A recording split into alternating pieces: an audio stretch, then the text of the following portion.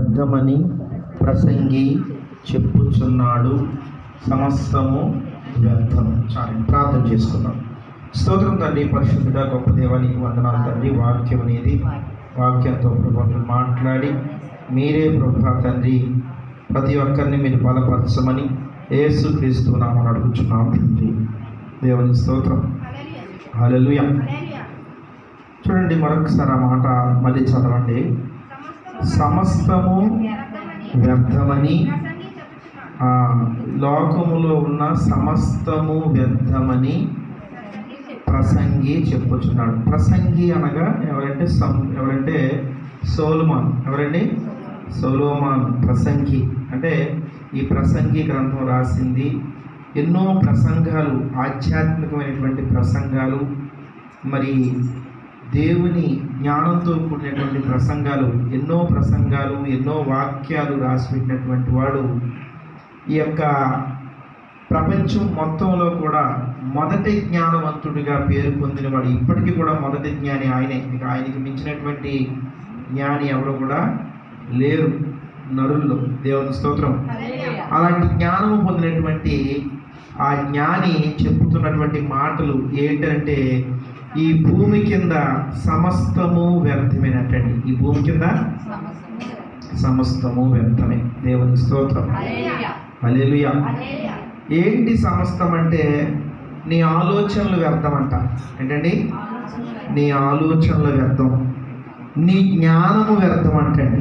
ఏంటండి? నీ జ్ఞానము వ్యర్థమంట. ఆ ఐశ్వర్యం వ్యర్థం అంటండి. ఏమర్థం అండి? ఐశ్వర్యము వ్యర్థమంట. ప్రయాస వ్యర్థమంట. ఈ లోకంలోని ఒక మనిషి పడుతున్నటువంటి ప్రయాస కూడా వ్యర్థం అంటండి. తర్వాత అందము వ్యర్థం అంటండి. ఏమర్థం అండి? అందము వ్యర్థమంట. తర్వాత నీ నీతి, ఈ లోక నీతి కూడా వ్యర్థం అంట. దేవునికి స్తోత్రం. హల్లెలూయా. కనుక మనిషి ప్రతీది కూడా అండి, ఈ లోకంలో ఉన్నది ఏదైనా కూడా ప్రతీది కూడా వ్యర్థం వ్యర్థం వ్యర్థం. హల్లెలూయా. అంతా కూడా వ్యర్థమే. వ్యర్థం తప్ప ఏమీ లేదు. చూడండి, తెల్లారు లెగిస్తే ప్రతి మనిషి ప్రయాసపడతా ఉంటాడు. దేని కొరకు ప్రయాసపడతా ఉంటాడు చెప్పండి? ఈ లోకంలోని తెల్లారు లెగిస్తే ప్రతి మనిషి 24 hours పరిగెడుతూ ఉన్నారు. ఖాళీ ఉండలేదు. ఏ ఒక్క మనిషి ఖాళీ ఉండలేదు. అర్థమైందండి? ఎందుకంటే మనిషికి ఖాళీ లేనటువంటి జీవితాలు ఏర్పాటు చేసుకుంటున్నారు. ఎందుకు ఖాళీ లేనటువంటి జీవితాలు ఏర్పాటు చేసుకుంటున్నారంటే, సంపాదించాలని. ఏంటండి? ఏ మనిషి అయినా కూడా సంపాదించాలి అని చెప్పి. చూడండి, మనకి ఎక్కడంటే డ్యూటీలు కనపడవు, కానీ హైదరాబాద్ వెళ్తే first shift, second shift, third shift, night shift అని అలాగా ప్రయాసపడుతుంటారు. ఇక్కడైతే మాత్రం ఉదయం కూలి పనికి వెళ్తారు, సాయంత్రం ఇంకా ఇంటికాడ ఏదో పని చేస్తారు, ఆ తర్వాత కిరాణా కొట్టు పెడతారు, లేకపోతే బట్టలు కొడతారు, లేకపోతే ఇంకొకటి ఏదో చేస్తారు, లేదా జీడిపప్పు అలవడానికి వెళ్తారు, లేదా ఇంకొకటి చేయడానికి వెళ్తారు. ఒక్క పని అనేది చేయరు. కానీ అంతా కూడా ఎలాగంటదంటే, ఈ పని ఆ పని. ఒక మనిషే 2-3 రకాల పనులు చేస్తారు. ఒక మనిషే అంటే ఖాళీగా ఉండరు. ఎందుకంటే ప్రయాస. ఏంటి ప్రయాస అంటే, ఈ లోకంలోని సంపాదించాలి, ఏదైనా సంపాదించాలి. ఏంటండి? చూడండి ఒకసారి,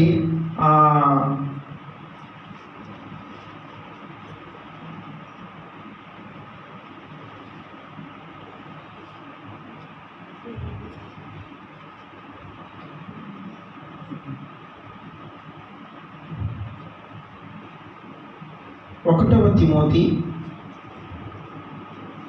6వ అధ్యాయము 4వ వచనం.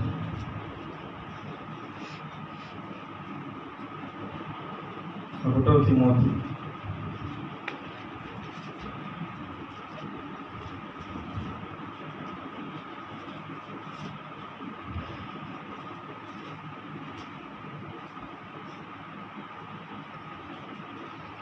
ఏప్రిల్ రాసిన పత్రిక ముందు చూడండి. 6:4.